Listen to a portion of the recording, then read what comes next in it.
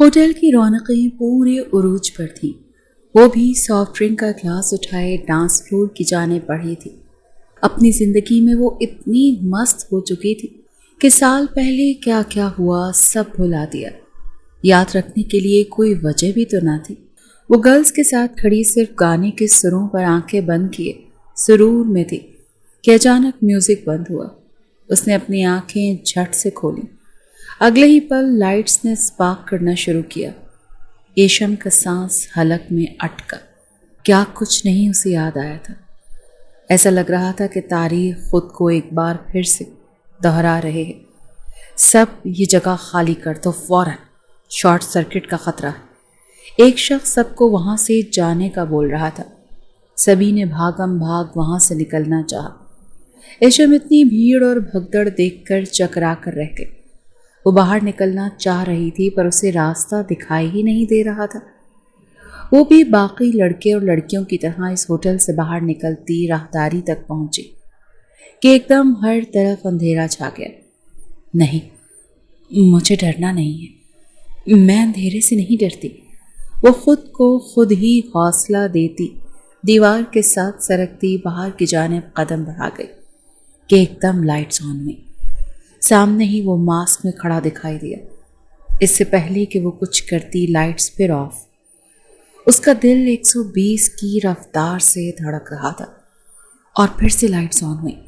وہاں اب کوئی نہیں تھا۔ ایشم نے تیز تیز قدم اٹھاتے ہوٹل سے باہر قدم رکھے ہی تھے کہ کسی نے ایک دم اسے کمر سے گرپ کی اپنی طرف کھینچا۔ وہ تو اپنا سانس ہی روک گئی۔ مائی سویٹ ہارٹ، وہی الفاظ، وہی خوشبو، وہی انداز اور وہی گرپ۔ ایشم اسے پہچانتی نہ تو کیا کرتی، پر وہ واپس کیسے آ سکتا تھا؟ 1 سال پہلے وہ مر چکا تھا، وہ زندہ نہیں تھا تو یہ… ایشم کے رونگٹے کھڑے ہوئے۔ اس نے پلٹ کر دیکھا تو وہاں کوئی نہیں تھا۔ ایشم نے ہر جگہ نگاہ دوڑائی پر کوئی بھی دکھائی ہی نہیں دیا تو وہ اپنا وہم سمجھتی فوراً وہاں سے بھاگتی۔ باہر نکلتے اپنی گاڑی کی طرف بڑھ گئی۔ ڈرائیونگ سیٹ پر بیٹھتے اس نے اپنے چہرے پر ہاتھ پھیرتے خود کو یقین دلایا کہ وہ مر چکا ہے اور مرے ہوئے لوگ دوبارہ زندہ نہیں ہوتے۔ اس نے گاڑی سٹارٹ کی اور فل سپیڈ پہ روڈ پر ڈال دی۔ اس کے ماتھے پر پسینے کی ننھی بوندیں چمکنے لگیں۔ اس کا دل شدت سے دھڑک رہا تھا۔ بار بار کانوں میں وہ گونج رہی تھی، مائی سویٹ ہارٹ۔ اور اگلے ہی پل اس کی آنکھیں بند ہوئیں اور گاڑی ایک درخت سے جا ٹکرائی۔ اس کا سر اسٹیئرنگ سے لگا اور وہ چکراتے وہیں بے ہوش ہو گئی۔ گاڑی کے ہارن کی گونج پورے علاقے میں پھیل گئی۔ وہ ماسک والا شخص اس کی گاڑی کے آس آتا اس کی گاڑی کی ڈرائیونگ سیٹ کا دروازہ کھول گیا اور اس نازک وجود کو اپنی باہوں میں بھرا۔ ایک نظر اس کے چہرے پر ڈالتا وہ اسے اپنی باہوں میں اٹھائے وہاں سے دور ہوتا چلا جا رہا تھا، اور تبھی پیچھے گاڑی ایک دھماکے سے اڑی تھی۔ یہ انجام نہیں، یہ آغاز تھا اس قہر کا جس کا آغاز تو ہو چکا تھا، اب انجام تک وہ لے جانے والا تھا۔ شادی کی تیاریاں زور و شور سے جاری تھیں۔ آج مہندی کا فنکشن تھا اور ایشم مہندی کے ڈریس میں بے حد غضب اٹھا رہی تھی۔ میسج ٹون بجی۔ کیا یار دیدار کی طلب پوری ہو سکتی ہے؟ مقابل کا میسج پڑھتے وہ دھیما سا مسکرائی تھی اور اپنی ایک پیاری سی پکچر اسے سینڈ کر دی۔ یہ والی تو کلیئر ہی نہیں ہے، وہ انداز بے نیازی سے بولا۔ اور کیسے بناؤ؟ وہ بھی جواباً میسج کر رہی تھی، جبکہ لڑکیاں اب ڈھولکی پر ماہیے گا رہی تھیں۔ لپس کلیئر نہیں ہے، میں خود آتا ہوں نا، ویٹ۔ اس کا جواب پڑھتے وہ دل تھامے رہ گئی، اور پھر مہندی کے فنکشن کے ختم ہوتے ہی وہ اس کے کمرے میں اس کے پاس تھا۔ اس کے مہندی والے ہاتھ دیکھتا وہ بس اسٹل ہوا تھا۔ کیا ہوا ہے فارس؟ کیا اچھی نہیں لگی؟ وہ اپنی گولڈن آئیز پھیلاتے ہوئے پوچھ رہے تھے۔ اپنا نام ڈھونڈ رہا ہوں، مل ہی نہیں رہا۔ وہ اتنے معصوم انداز میں بولا کہ ایشم نے اس کے گال پر اپنے لب دھیرے سے رکھتے اسے حیرت زدہ کر دیا۔ وہ اسے یک ٹک دیکھے چلا گیا۔ کیوں مجھے برباد کرنا چاہتی ہو؟ آج کی رات صبر کر لو جانے من، कल तुम्हारे अंग अंग में समाते, तुम्हारी रूह में शामिल होता, तुम्हें अपना बना लूँगा। उसके मेहंदी वाले हाथों को चूमता जज्ब के आलम में बोला कि अगले ही पल मंजर बदला। वो मुंह पर पानी की छींटें मारता आईने में अपना चेहरा देखने लगा। वो इस वक्त शर्टलेस बाथरूम के बड़े से आईने में खड़ा खुद को देख रहा था। उसके पेट के एक तरफ निशान आज भी वैसे ही था। उसने उससे हाथ फेरा तो दांत पे दांत जमाए वो गहरा सांस भर गया। एक हसीना थी, एक दीवाना था। क्या उम्र, क्या समा, क्या ज़माना था। उसने कसमसा कर आंखें खोली तो नर्म मुलायम बिस्तर महसूस करते वो झट से उठ बैठी। इर्द गिर्द देखा, सब शनासा सा था। ये उसी का कमरा था, पर वो यहाँ कैसे आई? उसे यहाँ कौन लाया? दिमाग पे जोर दिया तो जहन के पर्दों में रात का मंजर फिर से वाज़ेह होने लगा और फिर उसे अपना एक्सीडेंट याद आया। बाबा, बाबा। वो सिल्क की नाइटी पे अपना गाउन पहनती उठी थी और बाहर भागती चली आई। बाबा, मामू, कोई है? वो वहीं से चिल्लाई। अरे बेटा, क्या हो गया? क्यों चिल्ला रही हो? मिस्टर दाऊद ने वहीं नीचे खड़े होते उसकी जानिब देखते कहा। बाबा, कहाँ हैं आप? और मुझे रात को कौन लेकर आया? वो परेशानी से सीढ़ियाँ उतरते नीचे आई। क्या मतलब, कौन लेकर आया? तुम खुद आई हो? गाड़ी के हॉर्न की आवाज़ सुनी थी। काफ़ी देर से आई थी बेटा। इतनी रात गए घर से बाहर ना रहा करो, वक्त और हालात अच्छे नहीं। वो एक चेयर पर बैठते अखबार उठाते बोले तो वो तमस्कुराना अंदाज में उन्हें देखती बाहर की जाने पड़ी। अपनी गाड़ी कार पोर्च में देखती वो उसके पास जाकर खड़ी हुई। रात को तो मेरा एक्सीडेंट हुआ था और गाड़ी दरख्त पर। उसे देखकर तो कहीं से भी नहीं लग रहा था कि ये डैमेज है। वो असहद परेशान हुई और वापस अंदर आ गई। उसके मामू जुल्फी भी नाश्ते के लिए पहुंच गए थे। अरे, ये आज किस लिए में बाहर आ गई? मामू जुल्फी उसे देखते मजाकन बोले, मेरा घर है ये, आप मेरे पहनावे पर तनकीद नहीं कर सकते। वो माथे पर बल डाले बोले तो जुल्फी साहब लब भींचते रह गए। दाऊद भाई, कल की पहली फ्लाइट से बासित यूके से आ रहा है और मैं चाहता हूँ पहली फुर्सत में बासित और ईशम का निकाह कर दिया जाए। उसकी बात पर ऊपर जाते ईशम के कदम यकबारगी से थमे थे। उसने पलटकर अपने मामू को खून खार नजरों से देखा था। आप कौन होते हैं मेरी जिंदगी का फैसला करने वाले?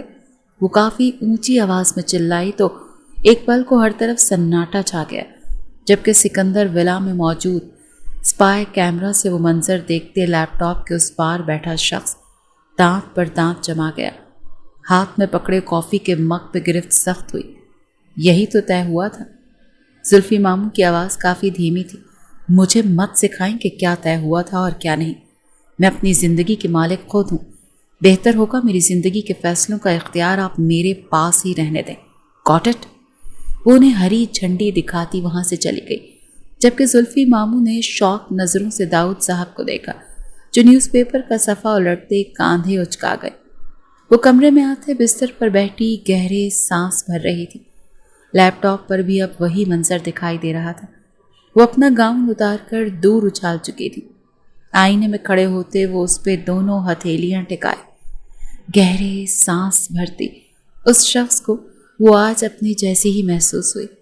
अगले पल वो रुख फेरे अपनी नाइटी भी उतार गई। अब उसका रुख बाथरूम की जानिब था।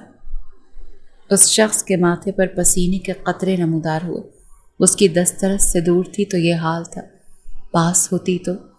वो लैपटॉप की स्क्रीन बंद कर गया और अपनी आंखें सख्ती से मीच गया।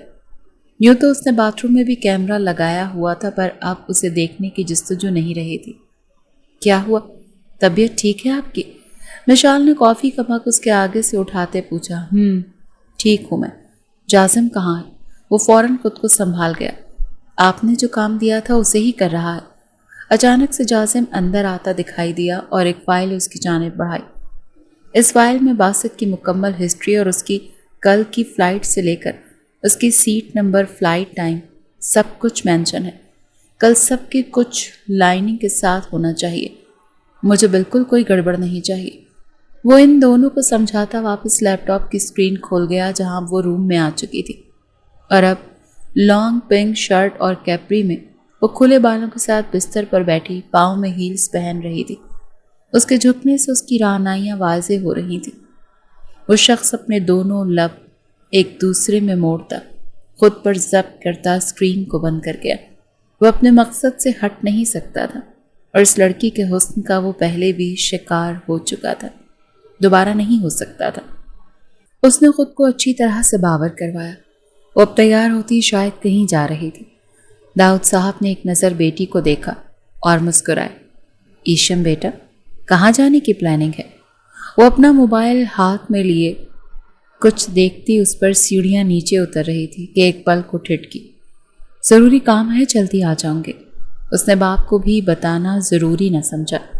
سیکیورٹی گارڈ لے جاؤ صاحب، نہ جانے کیوں دل گھبراتا ہے آج کل تمہیں لے کر۔ وہ فکر مندی سے بولے۔ بے فکر رہیں، مجھے کچھ نہیں ہوگا۔ وہ اپنی سی کہتی جا چکی تھی۔ یہ لڑکی آپ کے ہاتھ سے نکل رہی ہے، مان جائیں۔ زلفی صاحب بھڑکا رہے تھے یا وارن کر رہے تھے۔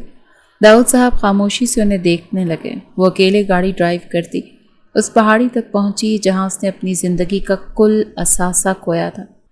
وہ لمحہ پھر سے اس کی آنکھوں میں گھومنے لگا تھا۔ آہ! وہ چلائی۔ اسے تکلیف ہو رہی تھی۔ اس واقعے کو 1 سال بیت گیا تھا، لیکن یوں لگتا تھا کہ کل کی بات ہو۔ وہ دلہن بنی اس کے کمرے میں اس کی سیج سجائے بیٹھی تھی۔ پورا کمرہ روشن تھا اور بہت ہی خوبصورتی سے سجایا گیا تھا کہ وہ اندر داخل ہوا۔ ایشم کے دل کی دھڑکنوں نے تیزی پکڑی تھی۔ ماشاءاللہ، مجھے نہیں پتا تھا میری عیش دلہن کے روپ میں اتنی پیاری لگے گی۔ جانتی ہو ان لمحوں کا کتنا انتظار کیا تھا میں نے۔ اس کے قریب بیٹھتا محبت سے چور لہجے میں بولا تھا۔ ایشم کی پلکیں جھک گئی تھیں، جسم بھی جیسے کانپنے لگا تھا۔ اس نے ایک پینڈنٹ اس کے گلے میں پہنایا جس میں 2 ہارٹ بنے تھے۔ ان کو پش کرنے سے کلک کی آواز آئی اور وہ دونوں کھل گئے۔ اس میں اپنا اور فارس کا نام کندہ دیکھتی وہ دنگ رہ گئی۔ یہ تو بہت نایاب ہے فارس۔ وہ بچوں کی طرح حیران اور خوش ہو رہی تھی۔ بالکل تمہاری طرح۔ وہ دھیرے دھیرے اس کی جیولری ریموو کرتا، اس کا دوپٹہ ایک طرف رکھ گیا اور اپنی جگہ سے کھڑے ہوتے اس کی رعنائیوں کو دیکھتا اپنی شیروانی اتارتا، ایک طرف رکھتا۔ اب قمیض کے کف لنکس کھول رہا تھا، جبکہ ایک پل کے لیے بھی نظریں اس پری پیکر سے نہیں ہٹائی تھیں۔ آنے والے وقت کو سوچتے ایشم کی ہتھیلیاں بھیگنے لگی تھیں۔ وہ قمیض بھی اتارتا اب صرف سینڈوں میں تھا کہ اگلے پل وہ اس پر جھکتا، اس کی کمر میں ہاتھ ڈالتے، اس کا سر تکیے پر رکھ گیا اور اس کی پیشانی پر محبت کی پہلی مہر ثبت کی۔ اسے ایک لمس کو ایشم آج بھی نہیں بھولی تھی۔ وہ اس کے گالوں پر لب رکھتا چلا گیا، اس کے گالوں کو لبوں میں رکھتا انہیں بہت ملائمیت سے سک کرتا۔ وہ بے خود سا ہونے لگا۔ اس کی ٹھوڑی پہ آیا تو اگلے پل ایشم نے اسے روک دیا۔ 1 منٹ، اسے کہتی اٹھ بیٹھی۔ بیڈ گراؤنڈ سے ٹیک لگاتے پاس ٹیبل پر رکھا دودھ کا گلاس اس کی جانب بڑھایا اور میٹھی نگاہوں سے اشارہ کیا کہ وہ اسے پی لے۔ فارس نے بھی معنی خیزی سے اسے دیکھتے وہ دودھ ایک ہی گھونٹ میں ختم کرتے واپس گلاس ٹیبل پر رکھا۔ ریموٹ سے لائٹس ڈم کر گیا اور ایک بار پھر اس پر سایہ فگن ہوا۔ اس کا بلاؤز اس کے تن سے جدا کرتا، وہ اس کے لبوں پر جھکتا، اس کی سانسوں کو انہیل کرنے لگا۔ ایشم کی سانسیں سینے میں اٹکنے لگی تھیں۔ وہ اس کی زندگی میں آنے والا پہلا مرد تھا جسے وہ اپنے اتنے قریب آنے دے رہی تھی۔ اس کی دھڑکنوں میں منہ چھپاتے ایک دم فارس کو لگا کہ اس کا سر بھاری بھاری ہو رہا ہے۔ وہ ذرا سے پیچھے ہٹا، لیکن اس بار ایشم نے اسے جھٹکے سے اپنی جانب کھینچا اور اس کے ہونٹوں پر دسترس جمائی۔ وہ سب کچھ بھلایا اس کے لمس میں کھونے لگا تھا۔ خود نیچے ہوا اور ایشم کو اپنے اوپر کیا، اس کی وارفتگیاں محسوس کر رہا تھا۔ دھیرے دھیرے وقت گزرتا جا رہا تھا اور فارس نیند کی آغوش میں جا چکا تھا۔ ایشم نے اس کے چہرے کو تھپ تھپایا، لیکن وہ مکمل نیند میں تھا۔ ایشم نے سر تکیے پر گرایا اور گہرا سانس بھرا۔ اوف، اتنا ہاٹ شخص ہے یہ۔ اگر یہ دودھ نہ پیتا تو نہ جانے کیا کیا کر گزرتا۔ وہ اس پر ایشم نے جھرجری لیتے اپنے آپ کو سمیٹا اور باتھ روم جاتے شاور لیا۔ نائٹ ڈریس پہنے وہ باہر آئی تو فارس ابھی بھی اوندھے منہ اسی پوزیشن میں تھا۔ اسے سیدھا کرتی اس کا ڈریس چینج کرنے لگی۔ اس سب میں وہ ہانپ کر رہ گئی۔ کتنی بار اس کا دل اچھل کر حلق میں آیا، پر اسے یہ سب کرنا تھا تاکہ صبح فارس کو یہی لگے کہ وہ اسے حاصل کر چکا ہے۔ اس کو لوز ٹراؤزر شرٹ پہنے وہ خود اس کے پاس آ کر لیٹتی اسے دیکھتی چلی گئی۔ بہت خوبصورت تھا وہ شخص جس کے دل کے ساتھ وہ کھیل رہی تھی، پر تھا تو مجرم کے خاندان سے نہ، سزا تو ملنی تھی نا۔ وہ اپنا رخ پلٹ گئی۔ 2 آنسو ٹوٹ کر تکیے میں جذب ہوئے اور اس رات کے بعد فارس کو یہی گمان کروایا گیا کہ اس نے ایشم کو حاصل کر لیا ہے۔ وہ چلائی تھی، اس پہاڑی پر بیٹھے وہ چلائی تھی۔ صبح سے شام ہو گئی تھی، بارش خوب برس رہی تھی، لیکن وہ اس پہاڑی پر بیٹھے کھائی کی جانب دیکھتی چلی جا رہی تھی۔ اب تو اس کا گلا بھی خشک ہو گیا تھا، اندھیرا پھیلنے لگا تھا، یہ علاقہ بھی سنسان اور غیر آباد تھا۔ اسے گھر جانا چاہیے تھا، لیکن اسے کچھ ہوش ہوتا تو وہ گھر جاتی نہ۔ وہ وہاں بیٹھی اب سردی سے ٹھٹھرتی جا رہی تھی۔ اسے وہ لمس آج بھی یاد تھا۔ وہ اپنے گال، اپنی آنکھوں اور اپنی گردن، اپنے جسم کو چھوتے اس شخص کے دیے لمس کو آج بھی یاد کر رہی تھی جو اس دنیا سے چلا گیا تھا۔ فارس! وہ چلائی، اس کے نام کی پکار پر چلائی تھی۔ وہ اسے واپس پانا چاہتی تھی۔ جانتی تھی وہ مجرم خاندان سے ہے، ان کا جرم معاف کرنے کے لائق نہیں، پر اس دل کا کیا کرتی جس نے تو دھڑکنا ہی فارس کے لیے سیکھا تھا۔ فارس! وہ پھر سے چلائی تھی۔ اس کی آواز کی گونج واپس اس تک پلٹ کر آئی تھی، پر وہ کہیں نہیں تھا۔ پلیز لوٹ آ، پلیز لوٹ آ۔ وہ ہچکیوں سے روتے اس کھائی کی جانب بڑھ رہی تھی جہاں سے جو بھی گرا تھا کبھی لوٹ کر نہیں آیا تھا، تو فارس کیسے آ جاتا؟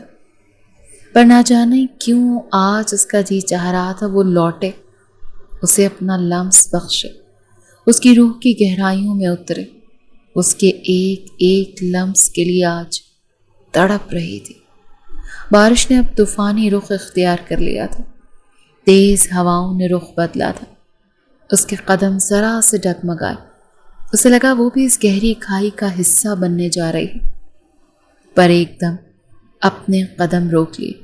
وہ روتے ہوئے ہنس دی۔ مجھے اس جگہ موت نہیں آ سکتی۔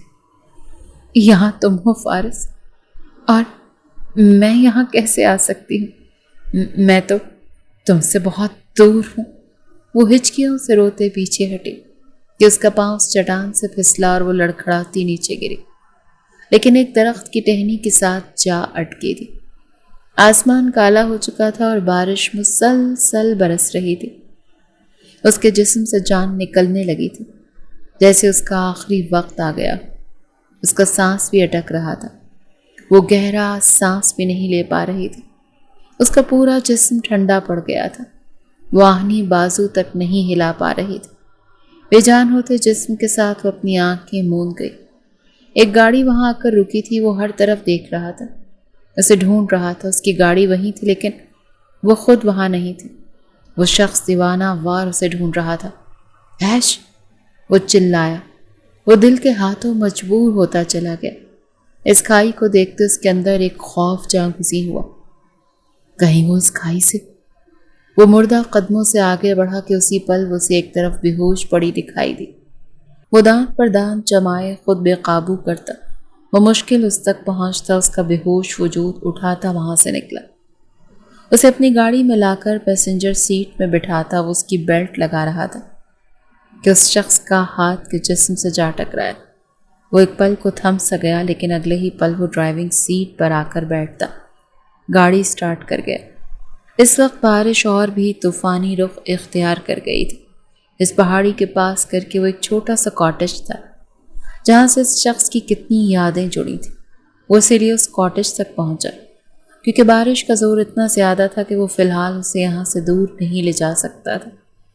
اس کا ٹھنڈا وجود اپنی باہوں میں بھرے اندر لایا۔ اماں سائیں! اس نے پکارا، پر آج وہاں کوئی نہیں تھا، پر وہ اس کاٹیج کے ہر حصے سے واقف تھا۔ وہ اسی لیے اس چھوٹے سے روم میں لایا۔ اس کے ٹھنڈے پڑتے جسم سے اس کے کپڑوں کو ریموو کیا اور بستر پر لٹاتے اس پر کمفرٹر ڈالا۔ لکڑیاں جلاتے وہ اس کمرے کو اب ہیٹ اپ کر گیا تھا۔ اپنی گیلی شرٹ اتارتا وہ وہیں پاس رکھ گیا۔ ایشم کے کپڑے بھی وہیں رکھ چکا تھا۔ کتنی دیر وہ یوں ہی بیٹھا رہا، اس دہکتی آگ کے الاؤ کو دیکھتا رہا۔ ایسا ہی الاؤ ایک اس کے اندر بھی دہک رہا تھا۔ وہ اس لڑکی کو سوچنا بھی نہیں چاہتا تھا جس نے اسے چیٹ کیا۔ وہ آج اسے وہاں سے بچا کر لایا تھا جہاں اس نے اس شخص کو 1 سال پہلے دھکا دیا تھا۔ وہ کرب سے آنکھیں میچ گیا، دھیرے سے اٹھا اور قدم اٹھاتا اس کے پاس آیا جو بستر میں دبکی ہوئی تھی۔ اس کے ماتھے پر ہاتھ رکھا تو وہ بالکل ٹھنڈا تھا۔ اس کے گال پر، گردن پر ہاتھ رکھا، اس کے ہونٹ نیلے ہو رہے تھے۔ وہ بستر میں تھی لیکن ٹھنڈی یخ بستہ تھی۔ وہ اس کے قریب ہوا، کمفرٹر میں گھسا۔ وہ اس کے اور قریب ہوا، اس کے جسم کی نازکی کو وہ اپنے ساتھ ٹچ ہوتا محسوس کرتا، اپنے اندر امٹتے جذبات کو بمشکل کنٹرول کر رہا تھا۔ اس لڑکی کے آگے ہمیشہ اس کے حواس کھونے لگتے تھے۔ وہ اس کے دل سے، اس کی روح میں سرایت کر چکی تھی۔ ایک جسم تھا جو ابھی تک بچا ہوا تھا۔ وہ آنکھیں میچ گیا۔ فارس، آئی ایم پریگننٹ۔ وہ دن یاد کرتا وہ کرب سے اپنے لب دانتوں تلے دبا گیا۔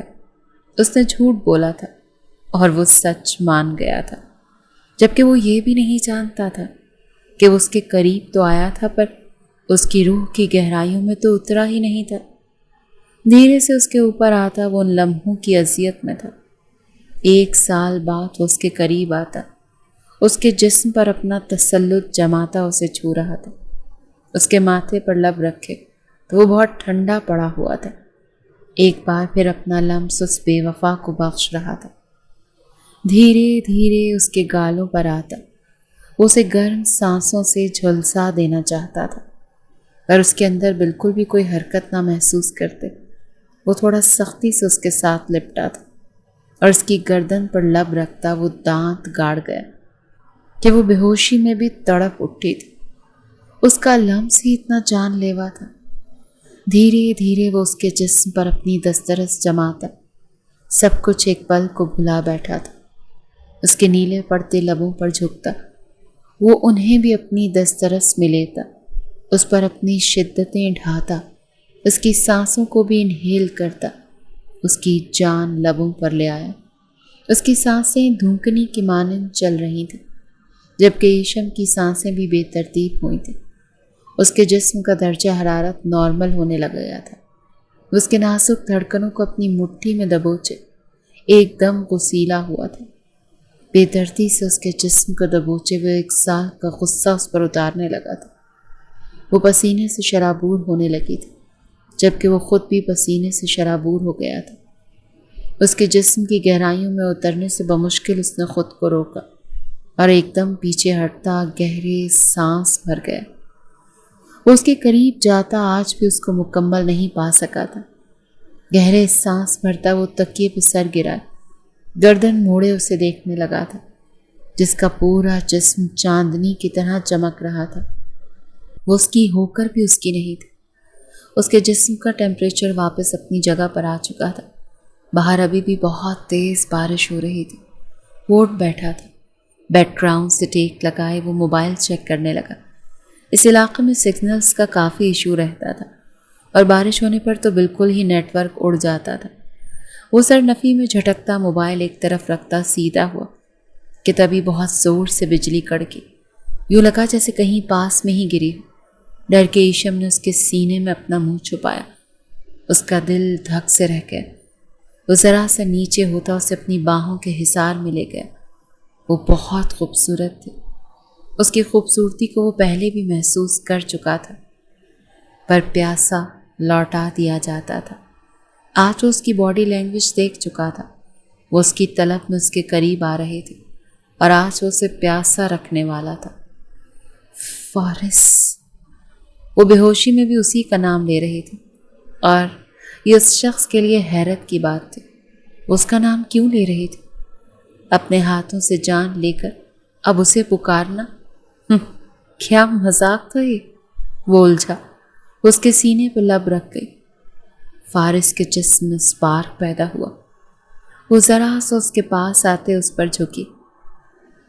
فارس، وہ اس کے سینے سے اس کی گردن پر آتی اسے چومتی جا رہی تھی۔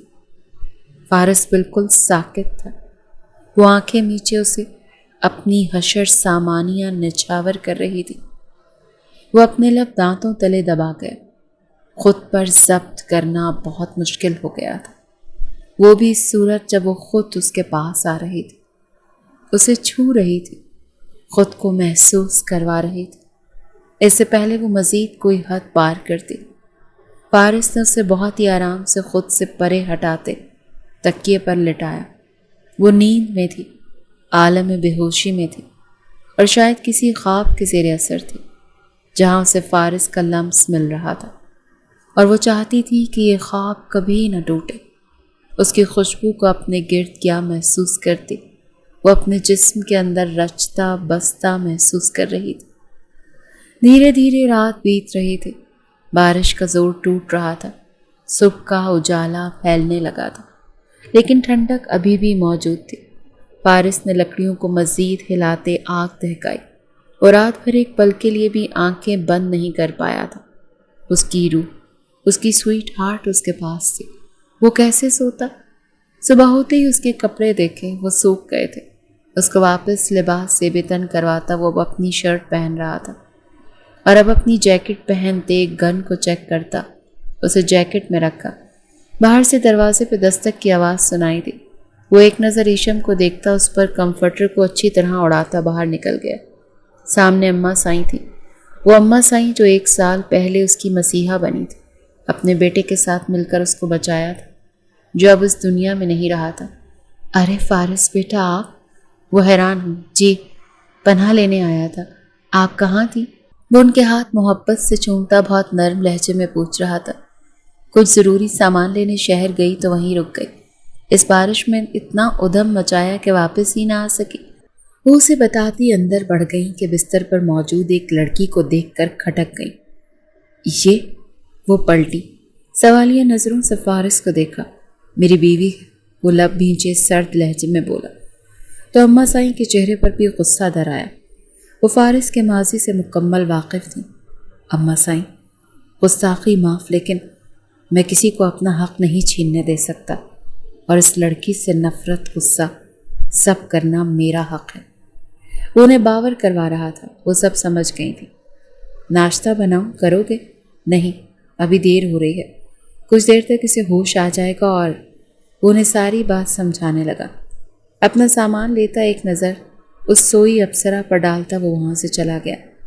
اماں سائیں اب اس کے اٹھنے کا ہی انتظار کر رہی تھی۔ رات بھر وہ گھر نہیں آئی، اور آپ کتنے مطمئن ہیں؟ آج ثابت کر دیا آپ نے، سگی بیٹی نہیں ہے وہ آپ کی۔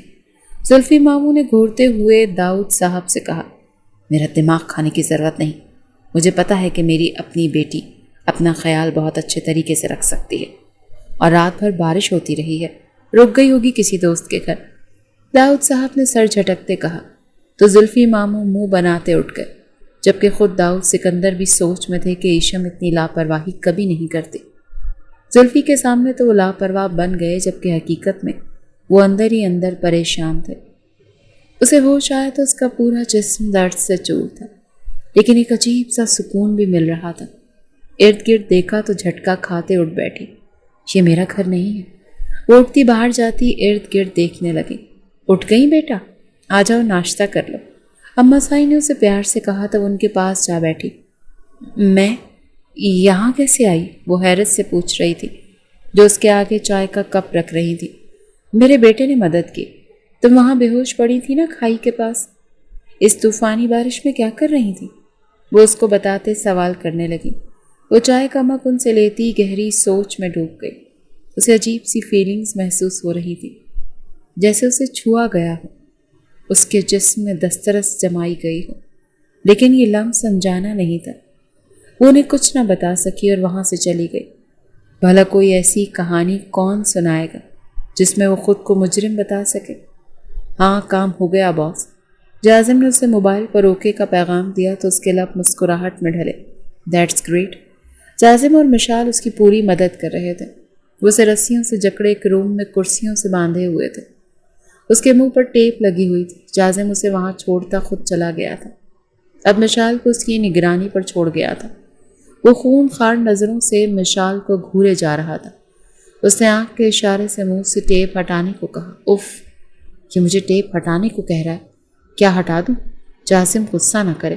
وہ دانتوں سے لب کترتی اس کے پاس جاتی اس کے منہ سے ٹیپ ہٹا گئی۔ باسط نے گہرا سانس بھرا۔ کون ہو تم اور کیوں قید کیا ہے مجھے یہاں؟ چپ رہو، زیادہ بولا تو واپس منہ بند کر دوں گی۔ وہ وہیں ایک طرف بیٹھی اس کو ڈپٹ رہی تھی۔ وہ تھی ہی کتنی، کوئی 18-19 سال کی۔ باسط سے تو وہ کافی چھوٹی تھی اور باسط کو ایسے ڈانٹ رہی تھی جیسے باسط اس کا اسٹوڈنٹ ہو۔ دیکھو، اگر تم نے رینسم کے لیے مجھے کڈنیپ کیا ہے تو جتنی چاہے دے دوں گا، بس تم یہ رسیاں کھول دو۔ وہ اسے سمجھانے لگا۔ ایسے کھول دوں؟ اور پیسوں کا لالچ کسے دے رہے ہو؟ میں خود کروڑ پتی ہوں۔ مشال نے اترا کر کہا۔ تو پھر مجھے کیوں کڈنیپ کیا؟ وہ تو بھیا، اچانک اس کی زبان پھسلی تھی پر پھر قابو پا گئی۔ باسط کو سمجھ آ رہی تھی کسی خاص وجہ سے اس کو پکڑا گیا ہے، کسی خاص مقصد کی خاطر۔ باہر سے کچھ کھٹ پٹ کی آوازیں آئیں تو مشال نے فوراً گن نکال لی۔ یہ جگہ سیف تھی، اتنا اسے پتا تھا، ورنہ جازم اسے یہاں کبھی چھوڑتا نہیں اور ہر 5 منٹ بعد اس سے رابطہ رکھے ہوئے تھا۔ پھر اچانک اس کی طرف کون آ سکتا تھا؟ باسط کو بھی کچھ خطرہ محسوس ہوا۔ ہاتھ کھولو میرے، وہ اسے بولا۔ میں پاگل ہوں کیا؟ چپ کر کے بیٹھو۔ اس کے پاس کھڑی دروازے کی جانب گن کرتے کھڑی ہو گئی۔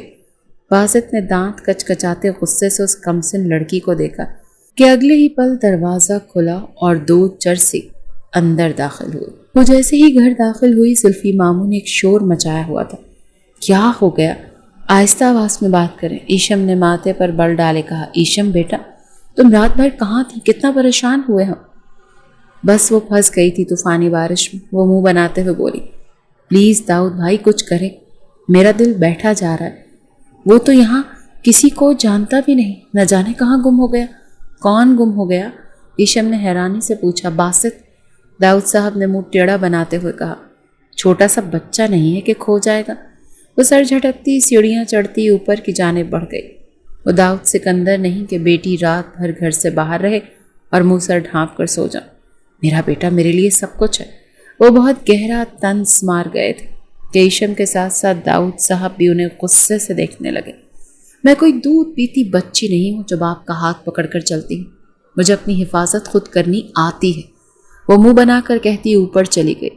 روم میں جاتے ہی وہ سب کچھ پھینکتی اپنا دماغ گرم ہوتا محسوس کر رہی تھی۔ اسے شاور لینا تھا۔ وہ باتھ روم میں گھستی اپنا آپ شاور کے نیچے کھڑا کرتی آنکھیں موند گئی۔ کیا ہوا؟ سب ٹھیک ہے؟ جازم کو پریشان دیکھتا فارس اس سے پوچھنے لگا۔ مشال فون اٹینڈ نہیں کر رہی، تمہیں اس کو باسط کے ساتھ اکیلا نہیں چھوڑنا چاہیے تھا، فوراً جاؤ۔ فارس نے اس کی پوری بات سنے بنا آرڈر جاری کیا۔ لیکن یہاں میں سب پک کر لوں گا، تم جاؤ۔ مشال کو اس مشن سے دور رکھو، میں پہلے بھی تمہیں کہہ چکا ہوں، وہ معصوم ہے، نہ سمجھ ہے، باقی باتیں بعد میں کرنا، جاؤ اب۔ وہ اسے روانہ کرتا خود اپنی جیپ کی جانب بڑھا اور ماسک اتارتا اپنا لیپ ٹاپ آن کر گیا۔ اس کی زندگی کا بس ایک ہی مقصد تھا، اپنا بدلہ۔ اسکرین جیسے ہی کیمراز کے ساتھ اٹیچ ہوئی، روم خالی تھا۔ ایک طرف ہال میں زلفی اور داؤد صاحب بحث کرتے دکھائی دے رہے تھے، لیکن ایشم کہیں نہیں تھی۔ اس نے سب جگہ کے کیمراز کو چیک کیا اور آخری کیمرہ باتھ روم کا تھا۔ وہ اسے نہیں کھولنے والا تھا اور اس کا ہاتھ کلک پر دب گیا اور ایک انتہائی دل فریب منظر دیکھنے کو ملا۔ فارس نے بے ساختہ اپنے دل پر ہاتھ رکھا اور اسکرین کو تھوڑا نیچے کرتے وہ اپنی نگاہیں پھیر گیا۔ وہ قاتل حسینہ اس کو بار بار گستاخی کرنے پر مجبور کر رہی تھی۔ وہ لیپ ٹاپ فوراً بند کر گیا۔ لائیو ملاقات زیادہ بیسٹ رہے گی سویٹ ہارٹ، وہ زیر لب دہراتا گاڑی کو سٹارٹ کر گیا۔ کون ہو تم لوگ اور اندر کیسے چلے آئے؟ نکلو یہاں سے۔ مشال نے انہیں گن دکھاتے باہر کا راستہ دکھایا، لیکن وہ یہاں چھپ کر چرس پینے آئے تھے۔ واہ کیا مال ہے! وہ ہاتھ میں پکڑی پڑیا کھولتے اسے سونگتے مشال کو دیکھتے بولے۔ مشال باسط کی چیئر کے پیچھے کھڑی ہو گئی، جبکہ گن کا رخ اب بھی ان کی جانب تھا۔ ہاتھ کھولو میرے، باسط اس کی طرف رخ پھیرتے مشال کو بولا۔ اس وقت مشال بری طرح سے گھبرا گئی تھی۔ اور باسط اس کی گھبراہٹ دیکھتا اپنے ہاتھ کھولنے کو کہہ رہا تھا۔ دور ہو۔ وہ اس کے پاس آتے اس کے بازو تھامنے لگے کہ وہ ان سے دور ہٹتی اور گن کا ٹریگر دباتی کہ دوسرے چرسی نے اس سے گن چھین لی اور دھکا دیا۔ وہ بری طرح دیوار کے ساتھ جا لگی۔ باسط پیچ و تاب کھاتا رہ گیا۔ جب گن چلانی نہیں آتی تو رکھی کیوں؟ وہ دل ہی دل میں اس پر غصہ ہو رہا تھا۔ دور ہٹو مجھ سے۔ اس کے گندے کپڑوں سے عجیب سی اسمیل آ رہی تھی کہ مشال کا دل گھبرانے لگا۔ چل، پہلے تو مزے لے گا یا میں لوں؟ وہ نشے میں دھت تھے اور ایک نے اپنی بیلٹ نکالتے کہا۔ مشال نے لب بھینچے۔ اسے دیکھتے اسے زور کی ٹانگ ماری تو وہ تڑپ کر رہ گیا۔ دوسرے نے مشال کو بالوں سے جکڑا اور اس کا سر دیوار پر دے مارا۔ مشال بری طرح چکرا کر رہ گئی۔ وہ چرسی اپنے زخمی ہوئے ہاتھ کو سنبھال رہا تھا۔ ہاتھ کھولو میرے، وہ مشال کی جانب دیکھتا بے بسی سے بولا۔ مشال نے ماتھے کے زخم پر ہاتھ رکھتے لڑکھڑاتے باسط کے ہاتھ کھولے تھے۔ ابھی اس نے ایک کلائی ہی سے رسی کھولی تھی کہ اس چرسی نے غصے سے مشال کو بالوں سے جکڑے پیچھے کھینچا۔ وہ سسکی بھرتے اس کے ساتھ کھینچتی چکی تھی، جبکہ باسط نے جلدی سے اپنا دوسرا ہاتھ اپنے دانتوں کی مدد سے رسی سے کھولا اور ایک دم آگے بڑھ کر چیئر اٹھا کر اس چرسی کے سر پر دے ماری۔ وہ بلبلاتا ہوا مشال کو چھوڑ گیا۔ مشال ایک دم لڑکھڑاتے زمیں بوس ہوئی۔ وہ کافی زخمی ہوئی تھی۔ باسط نے دانت کچکچاتے ان دونوں کو دیکھتے باری باری ان دونوں کو اچھے خاصے گھونسے مارے۔ ان کا سارا نشہ اتار دیا تھا اور اب وہ بے ہوش ہوتے وہیں گر گئے تھے۔ باسط نے آگے بڑھ کر مشال کو سیدھا کیا۔ وہ بمشکل اپنی آنکھیں کھولتے باسط کو دیکھتی خوف زدہ سی ہوتی پیچھے ہٹنے لگی کہ باسط اگلے ہی پل اسے اپنی باہوں میں بھر کر مشال کا دل دھڑکا گیا تھا۔ وہ اسی لیے وہاں سے باہر نکلا۔ چھوڑو مجھے، اس کی گود سے نیچے اترنا چاہ رہی تھی۔ چپ، آواز نہ آئے، بے وقوف لڑکی۔ وہ اسے بری طرح ڈپٹ گیا۔ مجھے تمہارے گھر والے مل جائیں، ان سے بھی کرتا ہوں حساب کتاب۔ وہ دانت کچکچاتے بولا۔ ماما بابا نہیں ہیں، وہ سسکی بھرتے بولی۔ یہ علاقہ ٹھیک نہیں لگ رہا اور باسط کو یہاں کے راستوں کا علم بھی نہیں تھا۔ وہ ایک جگہ درخت کے پاس رکتا اسے نیچے اتار گیا۔ مشال ڈر کے درخت میں سماتی اسے دیکھنے لگی، جو اب اپنی پینٹ کی کسی خفیہ پاکٹ سے موبائل نکالتا شاید کسی سے رابطہ کر رہا تھا۔ او خدایا، جاسم بھیا یا فارس بھیا کو پتہ چلا یہ آزاد ہو گیا تو وہ مجھے، یہی سوچ آتے وہ سب بھلاتی ارد گرد دیکھتی ایک بڑا سا ڈنڈا اٹھاتے باسط کے سر پر مار گئی۔ اس کا دماغ جھنجھنا اٹھا۔ اس نے اس کے سر پہ ہلکا سا ہی مارا تھا کہ وہ زخمی نہ ہو، بس بے ہوش ہو جائے۔ وہ سر پہ ہاتھ رکھ کر اس کی جانب مڑا۔ یوں پاگل لڑکی، وہ غصے سے دھاڑا کہ مشال ڈنڈا پھینکتی وہاں سے بھاگنے لگی۔ اگلے ہی پل باسط نے اسے کھینچ کر اپنی جانب کیا کہ وہ سیدھا اس کے سینے سے آ ٹکرائی۔ تم ابھی مجھے جانتی نہیں، ورنہ مجھ سے پنگا بھول کر بھی نہ لیتی۔ وہ اسے اب ایک ہاتھ میں اٹھاتا، اس کے پینک ہوتے وجود کو قابو کرتا، اس کی خاص نس کو دبا گیا اور اگلے ہی پل وہ بے ہوش ہوتی اس کے سینے پہ گر گئی۔ مجھے کڈنیپ کرنے چلے تھے، پاگل۔ اب آؤ اور اپنی بہن کو اس کڈنیپر سے چھڑواؤ۔ Mister Jasim, I am waiting.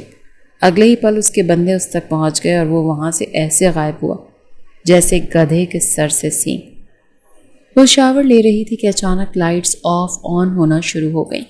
وہ گھبراتے ہوئے جلدی سے شاور بند کر دی، باتھ روم پہنے باہر نکلی کہ باتھ روم کا دروازہ لاک تھا۔ وہ بری طرح سے گھبرائی۔ اپنے گھر میں کون اس کے ساتھ پرینک کر سکتا تھا؟ وہ الجھی کہ تبھی شاور خود ہی آن ہو گیا۔ وہ دل پر ہاتھ رکھے حوصلے سے اندھیرے میں سب طرف دیکھنے کی کوشش کر رہی تھی کہ اگلے ہی پل اس کی سانسوں سے جانی پہچانی خوشبو ٹکرائی۔ وہ اس خوشبو کو پہچانتی تھی۔ وہ رونے لگی۔ ہچکیوں سے روتے وہ اپنی کمر پہ وہ لمس محسوس کرنے لگی جو اس نے رات کو بھی محسوس کیا تھا۔ وہ لرز رہی تھی۔ وہ اس کے پیچھے کھڑا اس کی پشت کو اپنے ساتھ لگا گیا۔ ایشم نے سختی سے آنکھیں میچ لی۔ وہ اس کی گردن پر لمس بکھیرتا اگلے ہی پل غائب ہوا کہ ایشم نے گھبرا کر ارد گرد دیکھا۔ اب لائٹس آن ہو گئی تھی، کوئی بھی تو نہیں تھا۔ وہ دروازہ کھولتی باہر نکلی، لاک بھی کھل گیا۔ وہ رو رہی تھی۔ روتے ہوئے وہ باہر نکلی تو گھر پر کوئی بھی نہیں تھا۔ بابا بابا، وہ باتھ روم پہنے ہی سیڑھیاں اتر رہی تھی۔ اس کے اندر بہت بری طرح خوف اجاگر ہوا. وہ وہیں سیڑھیوں پر بیٹھ گئی. وہ پل آنکھوں میں گھومے. تم مجھے ایسے دھوکہ کیسے دے سکتی ہو؟ کہہ دو ایشم یہ جھوٹ ہے. وہ اس سے تصدیق کر رہا تھا. ہاں جھوٹ ہے. وہ ایک بار پھر سے جھوٹ بول رہی تھی. یہاں اسے سینے سے لگ کے کہو کہ تم صرف میری ہو سویٹ ہارٹ. تم نے مجھے چیٹ نہیں کیا. تم پریگننٹ ہو. کتنا مان تھا اس کی آنکھوں میں، اس کے لہجے میں، لیکن سب کچھ اگلے ہی پل ایشم نے برباد کر دیا. وہ اس کے سینے سے لگتی اس کے پیٹ میں چاقو گھسا گئی. وہ درد سے تڑپ اٹھا. ایشم نے اس کی آنکھوں میں درد نہیں بے یقینی دیکھی تھی. مجھے تم سے نفرت ہے فارس سکندر. تم سب قاتل ہو میری ماں کے، میری بہن کے، جو میری ماں کے پیٹ میں ہی مار دی. تم سب نے مر جاؤ تم بھی. وہ اسے غصے سے پیچھے دھکا دے گئی اور اگلے ہی پل وہ اس کھائی سے نیچے گرا تھا اور ایشم کا سانس رکا. وہ بھول گئی تھی کہ پیچھے کھائی ہے. فارس! وہ چلائی. وہ بے اختیار اس کھائی کی جانب بڑھتی اس میں چھلانگ لگانے لگی کہ اس کے بابا نے اسے تھام لیا. پاگل ہو گئی ہو، ابھی گر جاتی. بابا! وہ نیچے گر گیا. فارس! فارس بابا وہ مر جائے گا. بابا اسے بچا لو. میں نہیں رہ پاؤں گی اس کے بنا. وہ اپنے ہوش میں نہیں لگ رہی تھی. وہ مر جائے گا بابا. وہ مر گیا ہے. چلو یہاں سے. اسے زبردستی کھینچتے وہاں سے لے گئے. کتنے دن وہ اس ٹراما سے باہر ہی نہیں نکل سکی. وہ سب جانتی تھی. فارس کے گھر والوں نے مل کر اس کی ماما کو مارا تھا. فارس کی ماما نے ایشم کو ماما کو سیڑھیوں سے دھکا دیا تھا. دولت کی لالچ میں ان کی زندگی اجاڑ گئے تھے. وہ اس کی ماما کو مار دیا تھا. اس کی بہن جو اس دنیا میں آنے والی تھی وہ خالق کے حقیقی سزا ملی. اس وقت ایشم 5 سال کی تھی. وہ باپ کے ساتھ گھر آئی تو اس کی ماں خون میں لت پت پڑی تھی. انہیں ہاسپٹل لے کر جایا گیا لیکن سب کچھ ختم ہو گیا. اور پھر داؤد سکندر نے اپنی بیٹی کو ٹرین کیا کہ وہ اس خاندان سے بدلا لے. انہی کے اکلوتے بیٹے کو پیار کے جال میں پھنسا کر وہ ان کی نسل ختم کر دینا چاہتی تھی اور اس نے ایسا ہی کیا. اس کے بابا نے اسے ایسا کروایا. پر اس سب میں وہ اپنا آپ ہار گئی. وہ خود کو فارس سے پیار کرنے سے روک نہیں پائی. اس کا دل فارس کے لیے پاگل ہونے لگا تھا. پر وہ اپنا مقصد پورا کرتی محبت کو قربان کر گئی تھی. ایشم بیٹا یہاں کیوں بیٹھی ہو؟ پرانی ملازمہ نے آ کر اسے چونکایا تو وہ حال میں واپس لوٹے. بابا کہاں ہیں؟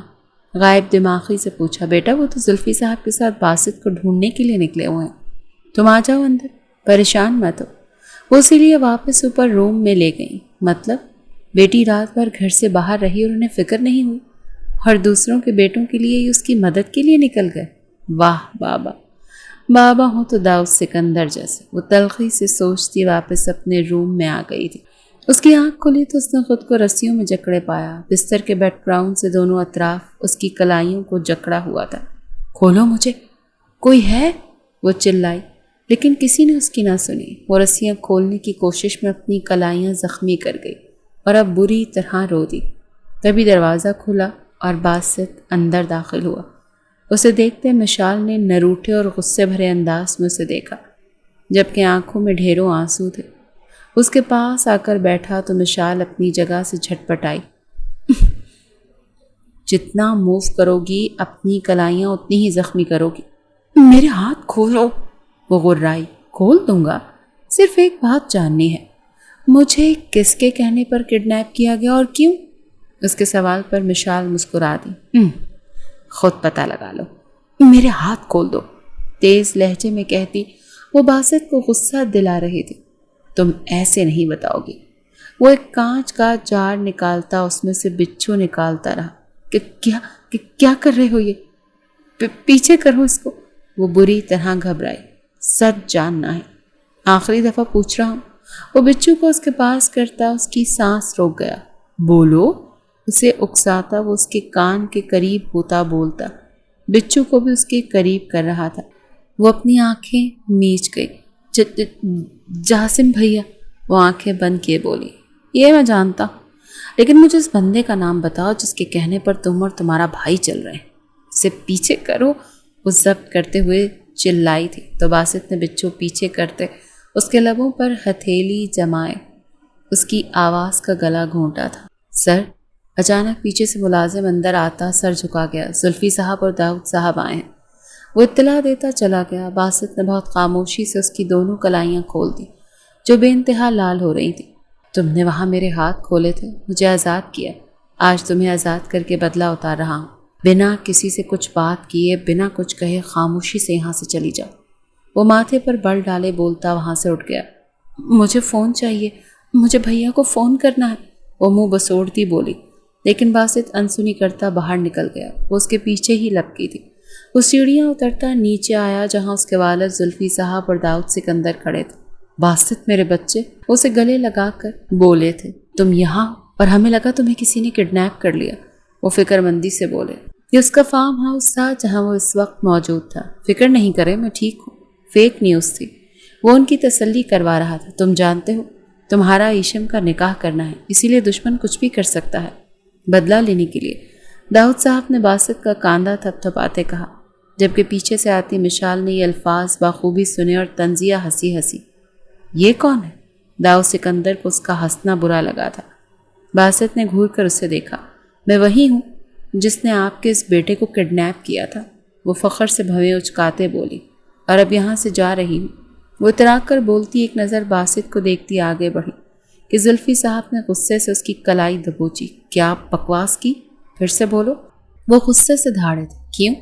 ایک بار کی کہی بات آپ کو سنائی نہیں دیتی؟ وہ ابھی بھی ایٹیٹیوڈ بھرے انداز میں بول رہی تھی کہ اسی پل غصے سے زلفی صاحب کا ہاتھ مشال پر اٹھا جو باسط نے فوراً روک لیا۔ زلفی صاحب سمیت داؤد سکندر بھی حیرت زدہ رہ گئے۔ کسی بھی لڑکی پر ہاتھ اٹھانا مردوں کا شیوا نہیں ہے بابا، وہ جا رہی ہے، اسے جانے دیں۔ باسط کا انداز سخت تھا۔ اس کا انداز دیکھتے مشال بھی ایک پل کو رک کر اسے دیکھتی اس بار خاموشی سے باہر نکل گئی۔ تم نے باپ کا ہاتھ پکڑا؟ مجھے یقین نہیں آ رہا۔ میرے معاملات سے دور رہیں بابا، میں سب کچھ خود ہینڈل کر لوں گا، ڈونٹ وری۔ وہ انہیں ٹوک گیا۔ وہ تو ٹھیک ہے بیٹا، لیکن یہاں کیوں آ گئے؟ گھر چلو نا، داؤد سکندر نے پیار سے کہا۔ آ جاؤں گا، آپ لوگ جائیں، وہ سنجیدہ لہجے میں کہتا واپس سیڑھیاں چڑھ گیا تو زلفی صاحب اور داؤد سکندر واپسی کے لیے نکل پڑے۔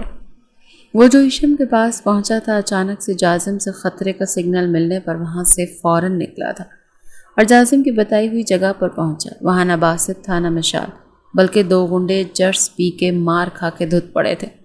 انہوں نے اس پورے ایریے کو چھان مارا لیکن انہیں مشال نہیں ملی۔ کہیں وہ باسط اسے اپنے ساتھ تو نہیں لے گیا؟ جازم پریشانی سے بولا۔ فارس نے اسے ایک زوردار تھپڑ رسید کیا۔ منع کیا تھا اسے اس سب میں شامل مت کرو، پر تم دونوں کو میری بات سمجھ نہیں آتی۔ کیوں چھوڑا اکیلا تم نے اسے یہاں؟ یہ ایریا تم نے سلیکٹ کیا تھا؟ باسط کو قید کرنے کے لیے افسوس ہو رہا ہے مجھے، وہ دکھ اور غصے سے بولا۔ صرف کچھ دیر کے لیے چھوڑا تھا اور گن بھی دی تھی اسے، جازم نے نم لہجے میں کہا۔ چلانی سکھائی ہے اسے جو گن تھما دی؟ وہاں سے ایک گن اٹھاتا وہ اس کو دکھا رہا تھا۔ یہ وہی گن تھی جو اس نے مشال کو دی تھی۔ وہ واپس گاڑی میں آ کے بیٹھے۔ مجھے اب باسط سے آمنا سامنا کرنا ہوگا، فارس نے قطعی انداز میں کہا۔ پر آپ ابھی سامنے نہیں جا سکتے، جازم پریشان ہوا۔ میرے لیے مشال سے بڑھ کر کچھ نہیں۔ بھاڑ میں جائے سب کچھ، بھاڑ میں گیا سب بدلہ۔ مشال کو کچھ بھی ہوا میں خود کو کبھی معاف نہیں کر پاؤں گا جازم۔ وہ بھی بول رہا تھا کہ جازم کے نمبر گھر سے کال آنے لگی۔ مشال، کہاں ہو تم؟ جازم کے اندر جیسے جینے کی امنگ پیدا ہو گئی۔ فارس بھیا، گاڑی گھر کی جانب موڑیں، جازم نے فوراً سے کہا تو فارس نے اسباق میں سر ہلاتے گاڑی سٹارٹ کی۔ آپ پاگل ہو گئے ہیں؟ میں کیوں باسط سے نکاح کرنے لگی؟ میں فارس کے نکاح میں ہوں۔ کچھ دن بعد ہی باسط گھر لوٹ آیا تھا اور اب اس نے اپنے بابا کو نکاح کے لیے ہاں کر دی تھی، جس پہ وہ پاگل ہی ہو گئی۔ کیا بکواس کر رہی ہو؟ وہ مر گیا ہے 1 سال پہلے، اب کیوں اس کا نام لے کر پرانے زخموں پر نمک چھڑک رہی ہو؟ داؤد سکندر نے اسے ایموشنلی بلیک میل کرنے کی کوشش کی۔ وہ کیسے اور کسی کی ہو سکتی تھی جبکہ اس کا دل کہہ رہا تھا کہ فارس زندہ ہے۔ وہ اسے محسوس کر چکی تھی، بھلے وہ سامنے نہیں آ رہا تھا لیکن وہ اس کا لمس پہچانتی تھی۔ ایسا نہیں ہو سکتا بابا، میں نے بھلے ہی فارس سے بدلہ لینے کے لیے سب کیا کیونکہ ان کے خاندان میں وہی بچا تھا، اس سے بدلہ لینا تھا، پر میرا اس سے نکاح ہوا تھا، آپ جانتے ہیں؟ ہاں جانتا ہوں، اور وہ اس کی موت کے بعد ختم ہو گیا۔ تم دوبارہ شادی کر سکتی ہو۔ انہوں نے بات کاٹی، لیکن مجھے نہیں کرنی۔ وہ انتہائی زچ آتے اپنے کمرے کی جانب بڑھی۔ میں سمجھاتا ہوں اسے، یقیناً میری بات سمجھ جائے گی اور خود بخود نکاح کے لیے تیار ہو جائے گی۔ باسط انہیں کہتا ایشم کے روم کی جانب بڑھ گیا اور پھر اس کے سمجھانے پر وہ نکاح کے لیے مان گئی۔ یہ معجزہ کیسے ہوا؟ اتنا سمجھنے کا وقت داؤد سکندر کے پاس نہیں تھا۔ ایشم نکاح کے لیے راضی ہو گئی تھی اور ان کے لیے یہی بہت تھا۔ 2 دن بعد نکاح کی ڈیٹ فکس کی گئی تھی اور نکاح کی تیاریاں بھی سکندر ولا میں شروع ہو گئی تھیں۔ دوسری طرف فارس کی جانب بالکل خاموشی تھی۔ جازم نے اس کے کاندھے پر ہاتھ رکھا تو اس نے سر اٹھا کر اسے دیکھا۔ ایک آخر داؤ کھیلتے ہیں، اس کے بعد آریاں پار۔ ہم جانتے ہیں آپ ان سے بدلہ نہیں لے پاؤ گے کیونکہ آپ انہیں تکلیف نہیں دے سکتے۔ آپ آج بھی ان سے سچا پیار کرتے ہیں، لیکن کم از کم ان پر ساری حقیقت تو کھلنی چاہیے۔ جس بات کا بدلہ انہوں نے آپ سے لیا، وہ جرم، وہ گناہ آپ کے خاندان کے حصے میں آیا ہی نہیں تھا، بلکہ ہر بات کا ذمہ دار ان کا کب ہے نکاح۔ فارس اپنی جگہ سے اٹھ کر کھڑا ہوا اور مشال کے صحیح سلامت لوٹنے کے بعد وہ کمرے میں بند ہو کر رہ گیا تھا۔ آج اسے جازم سے پتہ چلا تھا کہ ایشم نکاح کر رہی ہے، کل ہے۔ وہ دھیمے سے بولا۔ فارس نے بہت کچھ سوچ لیا تھا کہ اب اسے کیا کرنا ہے۔ نکاح کے لیے باسط اور ایشم کو سٹیج پر لایا گیا۔ وہ سجی سنوری گڑیا اس وقت نظر لگ جانے کے حد تک پیاری لگ رہی تھی۔ خاندان کے چند لوگوں کی موجودگی میں یہ نکاح ہونا تھا۔ ایشم نے گھبرا کر باسط کو دیکھا تو اس نے مسکرا کر اسے حوصلہ رکھنے کو کہا۔ ابھی نکاح شروع ہوتا کہ ایک دم لائٹس آف ہوئیں۔ ایک سپاٹ لائٹ تھی جو ایک سکرین پر چل رہی تھی۔ سب کی نظریں بیک وقت اس طرف اٹھیں جہاں سکندر ولا میں خوشیوں کا سما تھا اور اسی میں ایشم کے والدین بھی موجود تھے۔ وہ کوئی سالگرہ کی تقریب تھی، پر کیمرے کا فوکس ایسی جگہ تھا جہاں سے سب منظر واضح دکھائی دے رہا تھا۔ یہ کیمرہ فکس تھا۔ اس تقریب میں اپنے والدین کو دیکھتے ایشم کے چہرے کو مسکان نے چھوا۔ اس کا سارا فوکس اپنی مما پر تھا۔ پارٹی اینڈ ہوئی، منظر بدلا۔ اس کی مما بھاگتے ہوئے سیڑھیوں کی جانب بڑھ رہی تھی کہ ان کا پاؤں پھسلا اور انہوں نے ریلنگ کو تھامے خود کو بچانا چاہا، لیکن اگلے ہی پل داؤد سکندر نے ان کے پاس آتے انہیں دھکا دے دیا۔ ایشم اپنی سانس روک کے کھڑی ہوئی۔ داؤد سکندر نے آگے بڑھ کر وہ پروجیکٹر اٹھا کر پھینکا۔ سب لائٹس آن ہو گئیں کہ ایشم نے بے یقینی سے باپ کو دیکھا۔ ان کے ماتھے پسینے کے قطرے تھے۔ وہ سب سچ تھا کیا؟ اس کے بابا ہی اس کی مما کے قاتل تھے اور وہ اسے گمراہ کرتے آئے اور پھر فارس کو اس کے ہاتھوں سے مروا بھی دیا۔ وہ اپنے ہاتھ دیکھتی چیخی تھی، کیوں کیوں بابا کیوں؟ وہ چلا رہی تھی، رو رہی تھی۔ بیٹا یہ سب جھوٹ ہے، ایسا کچھ بھی نہیں ہے۔ وہ سب اس فارس کا کیا دھرا ہے۔ وہ تو مر چکا ہے نا، یہی کہا تھا نا آپ نے؟ بابا آپ نے میری مما کو مارا ہے، وہ ذہنی انداز میں چلائی تھی۔ ایک حسینہ تھی، ایک دیوانہ تھا۔ کیا عمر، کیا سما، کیا زمانہ تھا۔ سب کی نگاہ سامنے کھڑے ایک لڑکا اور لڑکی پر جا ٹکی۔ باسط نے فوراً مشال کو پہچان لیا۔ ایک دن وہ ملے، روز ملنے لگے، پھر محبت ہوئی، ایک قیامت ہوئی۔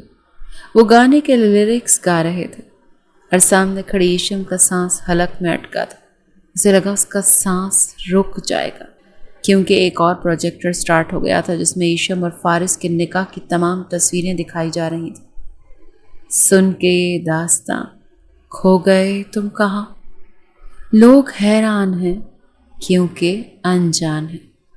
عشق کی وہ گلی، بات جس کی چلی، اس گلی میں میرا آنا جانا تھا۔ ایک حسینہ تھی، ایک دیوانہ تھا۔ اندر آتے اس شخص کو سب نے اپنی آنکھوں سے دیکھا تھا۔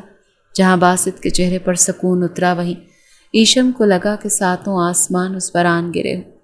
سب لائٹس آن ہو چکی تھی۔ وہ سیدھا ایشم کے سامنے آن کھڑا ہوا۔ ایشم کی آنکھوں سے آنسو ٹوٹ کر گرے۔ اس نے پیچھے مڑ کر دیکھا تو پولیس بھی اس کے ساتھ تھی، جس نے داؤد سکندر کو اریسٹ کر لیا تھا، کیونکہ فارس اب خود ایشم کو سزا دینے سے پیچھے ہٹ گیا تھا، پر وہ داؤد سکندر کو سزا دلوا کر ہی رہنے والا تھا۔ چھوڑو مجھے، میں نے کچھ نہیں کیا، وہ چلا رہے تھے۔ فارس، وہ اسے پکار گئی تو فارس نے انگلی اٹھاتے اسے وہیں روک دیا اور سر نفی میں ہلایا۔ اس کے چہرے پر انتہائی کرختگی تھی۔ ایشم سہم کر چپ ہو گئی۔ میں نے تمہیں معاف کیا، جانتی ہو کیوں؟ کیونکہ اب میں تم سے کوئی تعلق نہیں رکھنا چاہتا، نفرت کا بھی نہیں۔ وہ اسے دیکھتے بولا جس کی نظریں بے ساختہ اپنے باپ پر اٹھی تھیں، جس نے پولیس انسپکٹر سے گن لیتے فارس کا نشانہ لیا تھا۔ اس سے پہلے کہ گولی فارس کو لگتی، ایشم نے اسے دھکا دے دیا اور گولی اس کے پیٹ میں پیوست ہوئی۔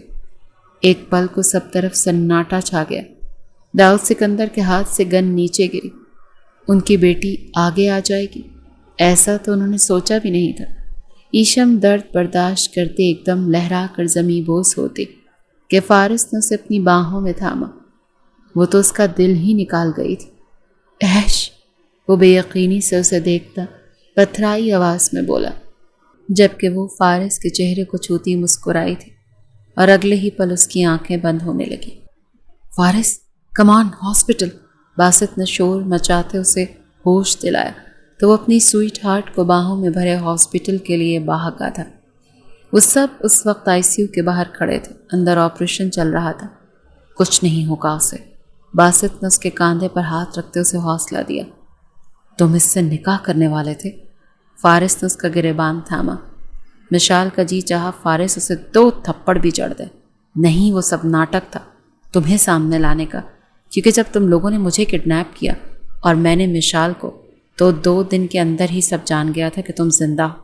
ایشم کو بہت مشکل سے راضی کیا تھا اس ناٹک کے لیے، اور دیکھ لو پلان کامیاب ہو گیا، پر ایشم کے ساتھ یہ سب ہوگا میں نے ایسا نہیں سوچا تھا۔ وہ دکھی ہوا۔ ڈاکٹر کے باہر آنے پر وہ سب ان کی جانب متوجہ ہوئے۔ پیشنٹ کی حالت اب خطرے سے باہر ہے، لیکن کیا؟ ان کی لیفٹ سائڈ کے فیلوپین ٹیوب متاثر ہوئی ہے، جس سے اب ان کے ماں بننے کے چانسز بہت کم ہو گئے ہیں، ڈاکٹر نے افسردگی سے کہا۔ فارس کو لگا اسے سننے میں غلطی ہوئی، پر معجزے بھی اللہ دکھاتا ہے۔ اللہ پر بھروسہ رکھیں۔ ابھی تو شکر کریں کہ پیشنٹ بچ گئی ہے، باقی ان کے ٹھیک ہونے پر آپ انہیں اچھی گائنیکالوجسٹ سے چیک کروا لیجیے گا، اللہ بہتر کرے گا، اسے کہتی جا چکی تھی، جبکہ فارس نے وہیں بیٹھے ضبط سے آنکھیں میچ لیں۔ فارس، آئی ایم پریگننٹ۔ ماضی کے الفاظ یاد کرتا وہ ضبط کے کڑے مراحل سے گزر رہا تھا۔ اس نے اپنی پریگننسی کا جھوٹا کھیل کھیلا تھا۔ اللہ نے کیسے اس کے کھیل کا اسے انجام دیا تھا۔ وہ آج ڈسچارج ہو کر گھر جا رہی تھی۔ اس تمام عرصے میں سب نے اس کا بہت خیال رکھا سوائے فارس کے۔ وہ نہیں آیا تھا اور ایشم کو اس کے آنے کی امید بھی نہیں تھی۔ وہ خود کو اس کے قابل سمجھتی بھی نہیں تھی، اور جب ڈسچارج کے وقت اسے اپنی کمی کا پتہ چلا تو وہ آنکھوں میں آنسو لیے خود پہ تلخیاں ہنسی یہی میری سزا ہے۔ وہ وہاں سے ایک دن پہلے ہی اکیلے ڈسچارج کے لیے باہر آ گئی۔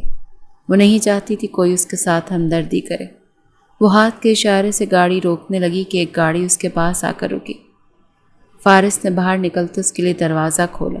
وہ ہنسی جیسے ایک آخری بار ملنے والا جدا ہونے والے سے پہلے ہنس کے ملتا ہے۔ وہ اسے لیے سکندر ولا آیا۔ یہ میرا گھر نہیں۔ وہ سکندر ولا کو دیکھتی دھیمے لیکن پختہ انداز میں بولی، یہ تمہارا ہی گھر ہے سویٹ ہارٹ۔ وہ اس کی پشت کو دھیرے سے خود سے لگاتا اس کو پھر سے سویٹ ہارٹ کہہ رہا تھا۔ میں اس سب کے قابل نہیں، مجھے جانا ہے۔ وہ اپنے قدم باہر بڑھانے لگی کہ فارس نے اسے واپس اپنی طرف موڑتے سینے میں بھینچا۔ دونوں ہی سکون حاصل کر رہے تھے۔ آپ مجھ سے بہتر لڑکی کچھ نہیں کہنا۔ اگر معافی چاہیے مجھ سے تو میرے ساتھ رہنا ہوگا اور میری دی ہر سزا کو سہنا ہوگا۔ وہ اس کے ماتھے پر لب رکھتا جذب کے عالم میں بولا، میں آپ کو اولاد نہیں۔ وہ کہتے کہتے تھم گئی۔ معجزے اللہ کرتا ہے سویٹ ہارٹ، اور مجھے اپنے اللہ پر پورا یقین ہے۔ تم بس خود کو میرے حوالے کر دو، باقی سب اللہ پر چھوڑ کر شوہر کو راضی کرو۔ وہ اس کے لبوں پر نرمی سے دسترس جماتا پیار سے بول رہا تھا۔ ایشم پوری شدت سے اس کے گلے سے لگی، پھوٹ پھوٹ کر رو دی۔ فارس نے اسے اپنی باہوں میں بھرا اپنے کمرے کا رخ کیا۔ وہ اللہ کی رحمت سے مایوس نہیں تھا، پر ایشم کو چھوڑنا اس کے لیے زندگی کو چھوڑنا ایک برابر تھا۔ اف، توڑ دی گاڑی کی ہیڈ لائٹ۔ اندھے ہیں، دکھائی نہیں دیتا؟ اتنی بڑی گاڑی آپ کو دکھائی نہیں دی؟ وہ چلائی تھی، جبکہ مقابل نے چشمے کی اوٹ سے اسے دیکھتے ایک اسمائل پاس کی۔ آپ؟ وہ باسط کو دیکھتے ٹھہر گئی۔ مجھے لگا بھول گئی ہوگی۔ باسط اس کے قریب آتا 2 قدم کے فاصلے پر رکا۔ شکل دیکھی ہے کبھی آپ نے آئینے میں؟ اس میں یاد رکھنے والی بات ہی کیا ہے؟ وہ دل ہی دل میں اس کو سامنے دیکھ کچھ خوش ہو رہی تھی، لیکن بظاہر سخت بن رہی تھی۔ الحمدللہ، بہت پیاری ہے۔ لڑکیاں مرتی ہیں اس چہرے پر۔ وہ بالوں میں ہاتھ پھیرتا بولا، بہت ہی خوش فہم انسان ہیں آپ۔ وہ پلٹی کہ پاؤں مڑا اور وہ باسط کے اوپر جا گری۔ باسط نے اس کی کمر میں ہاتھ ڈالے اسے سیدھا کیا۔ مشال علی، سیدھا سادہ بندہ ہوں، سیدھا سادھا پوچھ رہا ہوں، ول یو میری می؟ اس کی بات پہ مشال نے اسے گھورا اور اگلے ہی پل اپنی گاڑی کی جانب بڑھ گئی۔ پلٹ کر ایک نظر اسے دیکھا اور دھیما سا مسکرا دی۔ اس کی مسکراہٹ پر باسط کو اس کا جواب مل گیا تھا۔ کہانی کے کون سے کردار اچھے لگے؟ پازیٹیو کامنٹس کیا کریں۔ جزاک اللہ۔